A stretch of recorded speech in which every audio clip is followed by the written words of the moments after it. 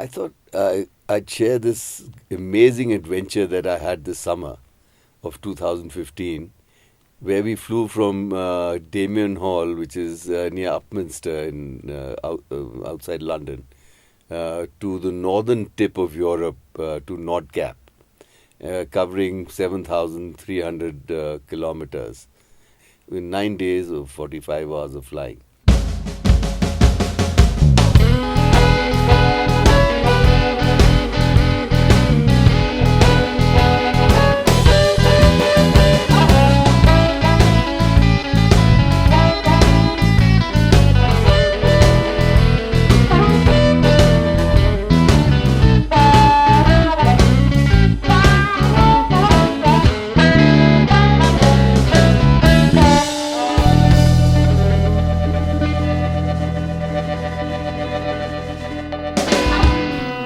I've always been interested in flying, and I, in fact, wanted to put up a small landing strip on my farm, flying ultralights, but that didn't come about because our government, they think that anything that flies is Taliban after 9/11. Meantime, I met Ramesh Rao, who's the president of AOPA. This is the Aircraft Owners and Pilots Association. It's a worldwide organization. And he introduced me to Deepak Mahajan, who you knew. Deepak Mahajan lived in Bombay, and because of his interest in flying, he shifted to the UK. And so when I introduced myself to Deepak and said that I'm a strapping young 75-year-old, so he took me under his wing and he chalked out a plan for me to fly from Damien Hall to the northern tip of Europe.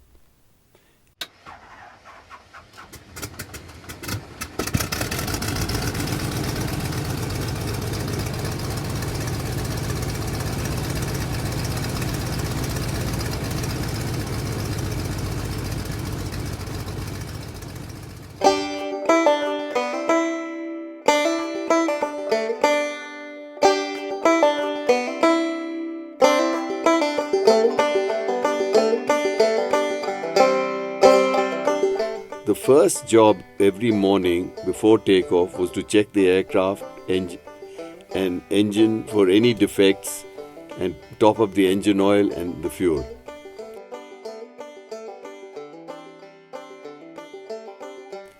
Jean Ula, our aircraft, took off from Damien Hall grass runway at 6:30 Zulu GMT, which is GMT time, 1 hour behind UK time, crossing the channel near Dover on our way to Calais, flying high at about 5,000 feet as a safety measure.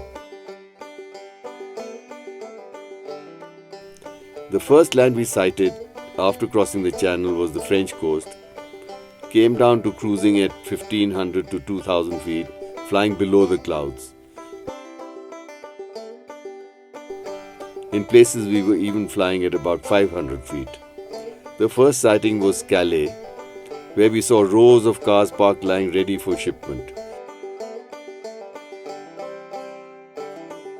Then came the beaches of Dunkirk, famous for the Allied evacuation in World War II.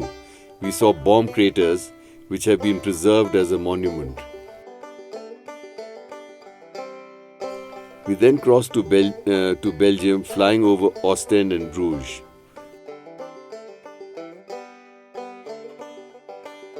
Then along the Dutch coast, where we saw lovely towns with yachts moored.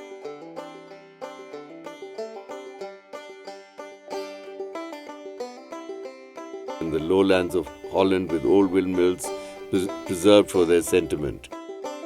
Then dodged huge modern wind turbines generating electricity.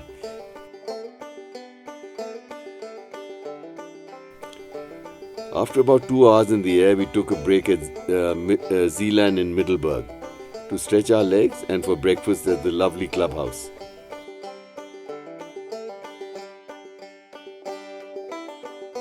We topped up our fuel in the wing tanks, which takes about 60 liters of petrol in each wing. The fuel consumption in our aircraft, the flight designed CT-2K, is about 15 liters per hour, flying at about 200 kilometers an hour, which is about as much as a fair-sized car would do. Flying past Rotterdam, The Hague and Amsterdam, we flew over the Frisian Islands along the coast and took a short coffee break at Borkum on one of the islands. Avoiding the summer showers and flying through rainbows, we landed at Flensburg, our stopover for the night. Took a cab to the picturesque port town bordering Denmark and had a big dinner of the local catch.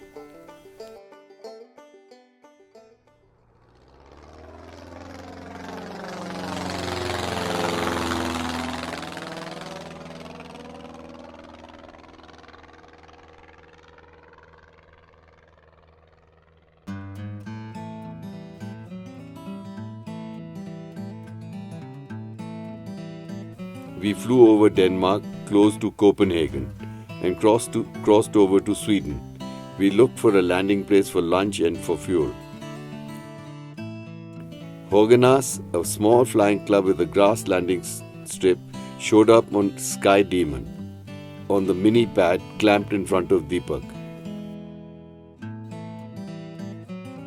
We landed and got the warmest welcome you can imagine. At this flying club, when a member gets his wings, his tie is cut and stuck on the wall along with his picture. What a quaint custom.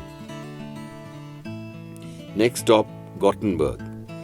Actually, it was Gothenburg City Airport, a little away from Gothenburg.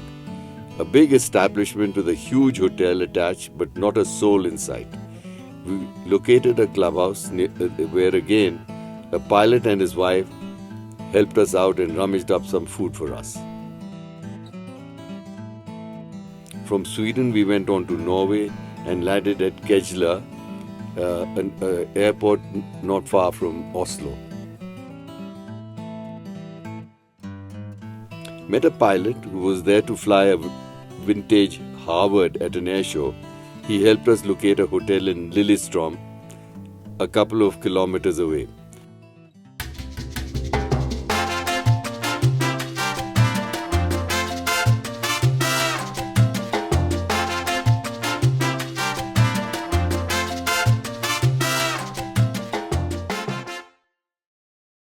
At breakfast, Deepak gave me the wonderful news that we would be flying along the west coast over the fjords instead of the heartland of Norway. This was great. We would now see some of the most spectacular views in the world from a perspective few get to see.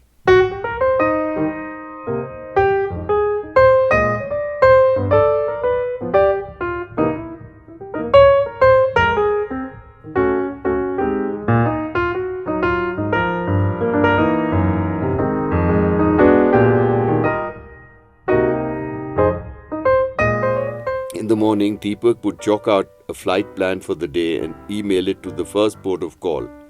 They would then forward it to all the air traffic controllers en route. So we would always fly in controlled airspace. Something that one saw in the fjords of Norway, in the sea, were the salmon fisheries.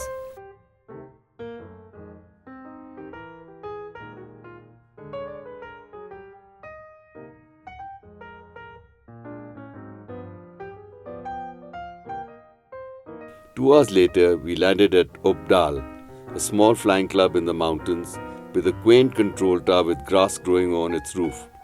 After refueling, the air fraternity came to our rescue, lending us their car to drive so we could drive to lunch 10 kilometers away.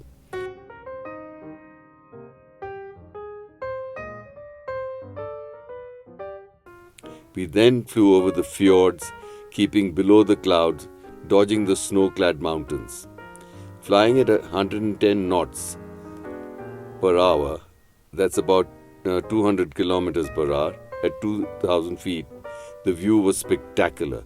The most amazing panorama imaginable, like a picture postcard.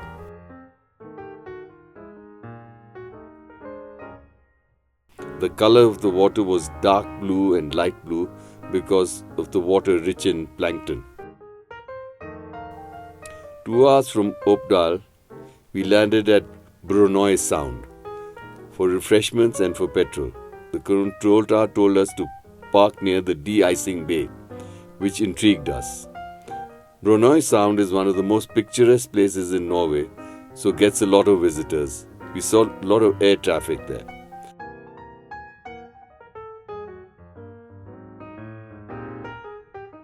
After Brunei Sound, our oil pressure gauge started acting up. In a single-engine aircraft, any small malfunction can't be taken lightly. We informed the ATC and they allowed us to land at Bordeaux, a civil-cum-military airport where we could see camouflaged hangars which were used for fighters. Tried changing the oil filter but didn't have the right tools for the job. So we changed the engine oil, which seemed to solve the problem. There must have been a small blockage in the pipeline leading to the oil gauge.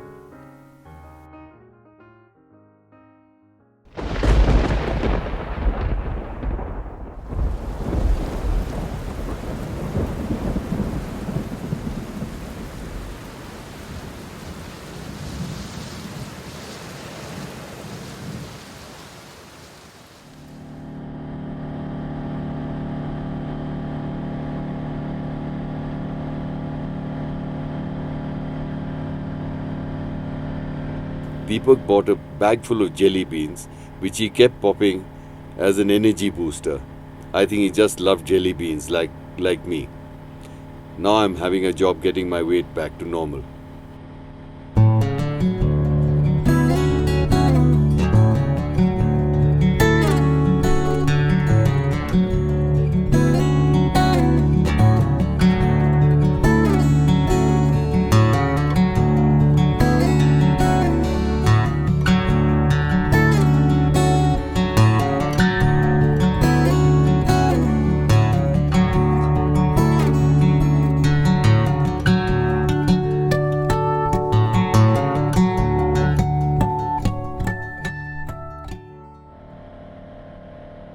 The essence of flying microlights is to be able to judge weather and turbulence by the cloud formations and the topography.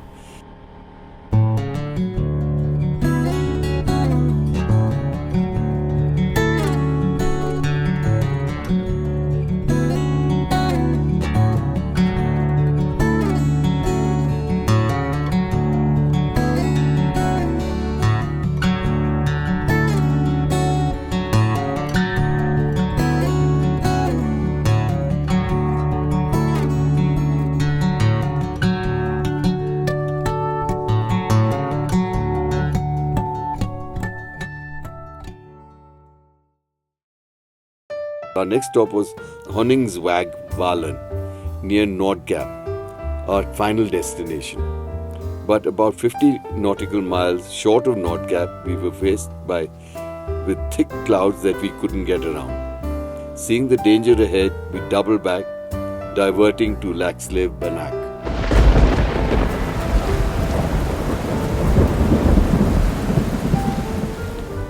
After a 2-hour break for lunch, the skies cleared enough for us to make a dash for it. We left Laxlev at 16:20 Zulu.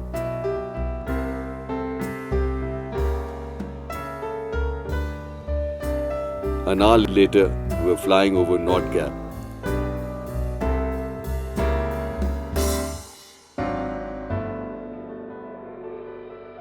Wow, we had done it.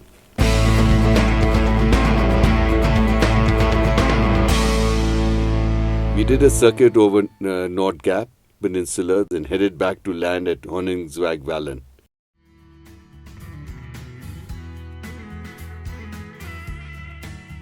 Honningsvåg Port is a very popular tourist destination with cruise liners moored in the bay. All the hotels were full. The only place we could bed for the night was in a tourist hostel. We took a taxi to the town centre for dinner and celebrations for our success. How we almost got thrown out of the hostel for being mistaken for a pair of drunks is another story.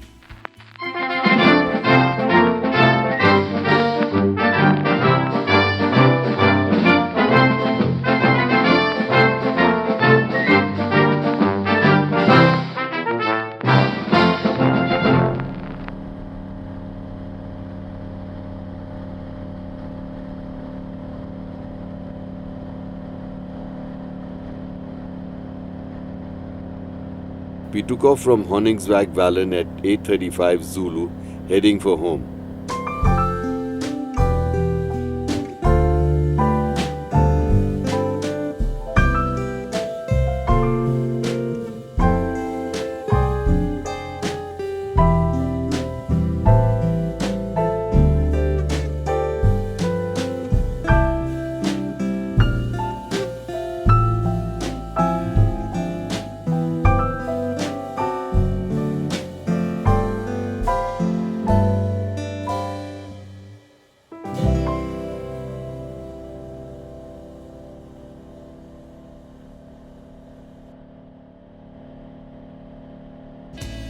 After flying south for about 2 hours, we needed a comfort stop.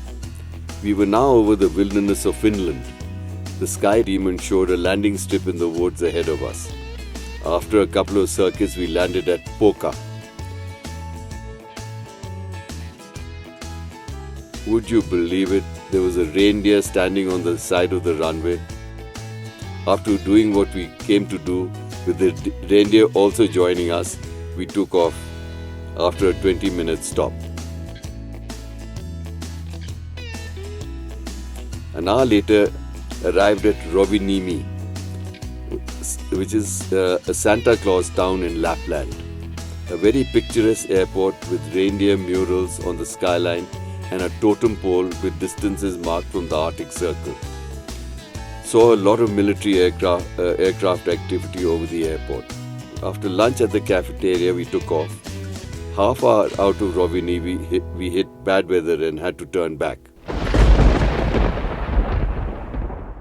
We had checked into a hotel in the middle of town, appropriately called Santa Claus. The town seemed deserted by Indian standards.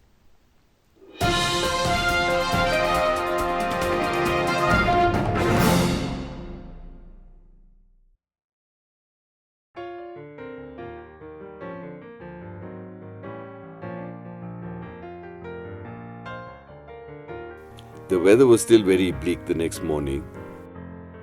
Around noon, the clouds lifted a little, so we decided that we could make a dash for it, or we would get stuck indefinitely with the weather front moving north. Flying was hard due to rain and low clouds. We skirted around the shore of the Gulf of Bothnia, which sits in the center of Finland and Sweden. We were unable to reach our planned destination and had to divert through more rain and wind and given permission to land at Luleå. After flying about 2.5 hours, we arrived at Luleå, a lovely town with monuments on the coast of the Gulf of Bothnia. Since we had time, Deepak, a movie buff, discovered a theatre near the hotel, so we went to the movies and were pleasantly surprised to see Jurassic World screened in English. We got eyes on target. Light it up!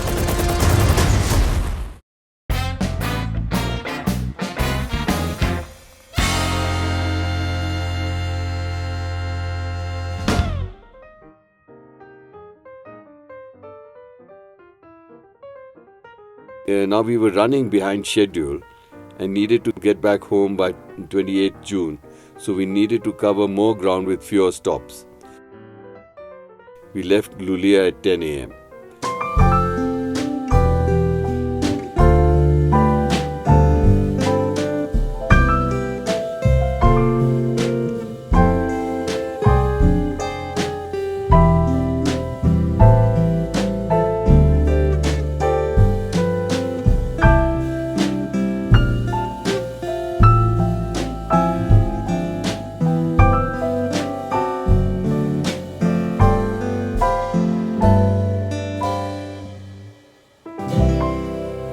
After 3.5 hours in the air, the longest single leg we had flown so far, Landed at Mohead near Soderham and found the place completely deserted. Not a soul in sight, although it had all the facilities, a clubhouse, hangars, glider, and model aeroplane track, you name it. We had to make do with the few leftover potato chips, crisps, and jelly beans for lunch. After takeoff, we located another small airport, an hour and a half from Mohead. Landed at Laksa, where again we found no facilities except a couple of guys drinking coffee who were model aeroplane buffs. They suggested we fly 25 nautical miles back to Oribo, where we would get food, petrol, and a place to stay. So off we went. On landing at Oribo, we were instructed to park near the Flying Club hangar. Then took a cab to town and checked into a hotel. The food there was superb. We had the nicest ever steaks for dinner.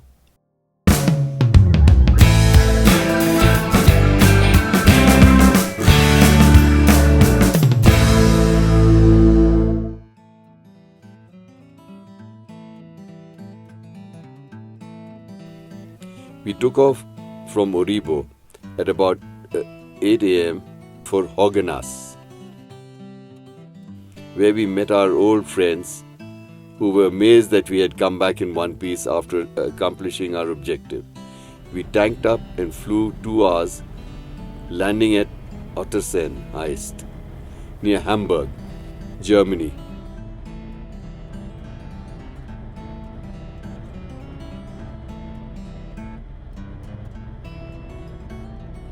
We had lunch of currywurst, sausages and chips. On the next leg, we had strong headwinds and rain. This took a toll on our speed. After about an hour, we decided to stop for the night at Osnabrück, so we could conveniently get home the next day.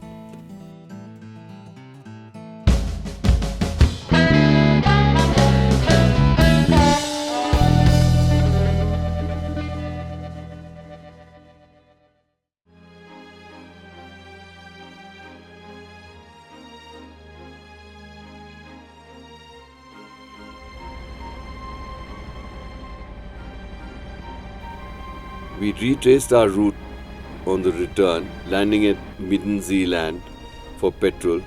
This was our last port before crossing the Channel for England, so they checked my passport for a UK visa.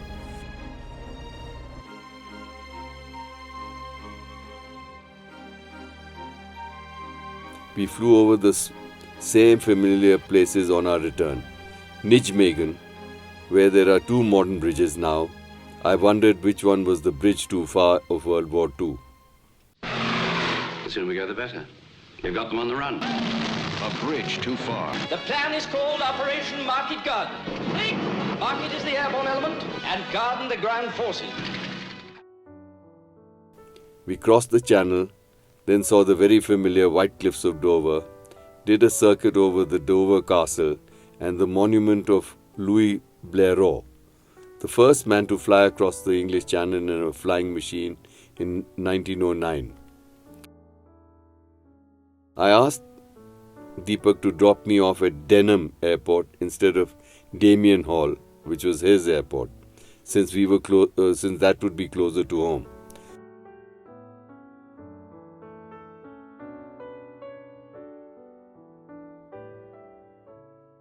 On landing, we were received by my wife Amita and our friends Amar and Surinder, along with the inevitable British passport control.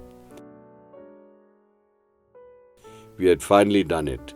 Our odyssey covered 7,300 kilometers in 42 hours flying over 9 days.